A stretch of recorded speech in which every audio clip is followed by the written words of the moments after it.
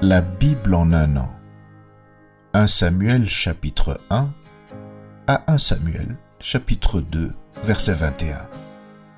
Psaume 105, 37 à 45.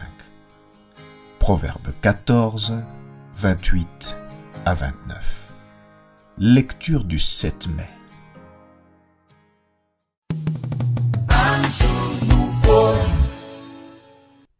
Jean chapitre 5, versets 1 à 23. Après cela, il y eut une fête des Juifs et Jésus monta à Jérusalem.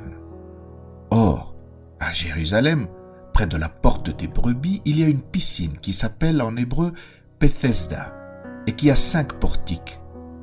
Sous ces portiques étaient couchés en grand nombre des malades, des aveugles, des boiteux, des paralytiques qui attendaient le mouvement de l'eau. Car un ange descendait de temps en temps dans la piscine et agitait l'eau, et celui qui y descendait le premier après que l'eau avait été agitée était guéri, quelle que fût sa maladie. Là se trouvait un homme malade depuis 38 ans. Jésus, l'ayant vu coucher et sachant qu'il était malade depuis longtemps, lui dit « Veux-tu être guéri ?»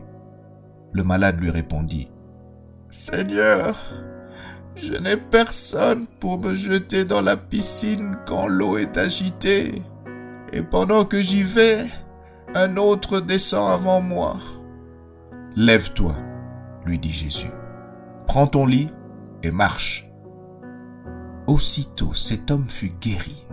Il prit son lit et marcha. C'était un jour de sabbat. Les Juifs dirent donc à celui qui avait été guéri, « C'est le sabbat, il ne t'est pas permis d'emporter ton lit. » Il leur répondit, « Celui qui m'a guéri m'a dit, « Prends ton lit et marche. » Ils lui demandèrent, « Qui est cet homme qui t'a dit, « Prends ton lit et marche » ?» Mais celui qui avait été guéri ne savait pas qui c'était, car Jésus avait disparu de la foule qui était en ce lieu. Depuis, Jésus le trouva dans le temple et lui dit, « Voici tu as été guéri, ne pêche plus, de peur qu'il ne t'arrive quelque chose de pire. » Cet homme s'en alla et annonça aux Juifs que c'était Jésus qui l'avait guéri. C'est pourquoi les Juifs poursuivaient Jésus parce qu'il faisait ces choses le jour du sabbat.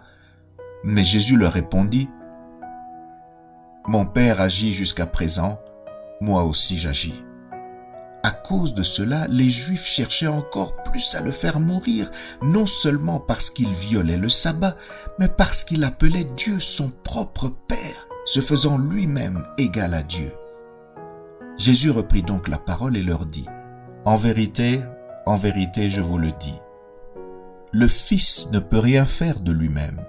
Il ne fait que ce qu'il voit faire au Père, et tout ce que le Père fait, le Fils aussi le fait pareillement.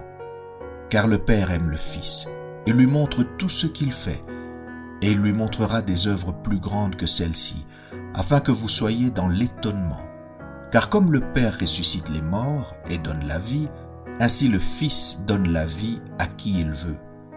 Le Père ne juge personne, mais il a remis tout jugement au Fils, afin que tous honorent le Fils comme ils honorent le Père. Celui qui n'honore pas le Fils n'honore pas le Père qui l'a envoyé.